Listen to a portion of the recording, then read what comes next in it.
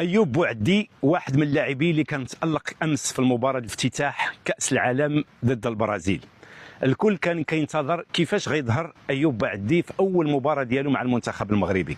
18 سنة، سن صغيرة، ولكن الأداء كان كبير وكبير بكل المقاييس.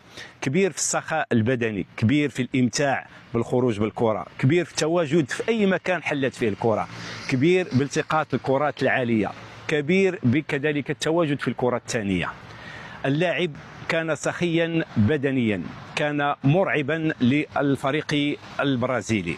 في وسط الميدان تسيد كل المناطق التي حل فيها.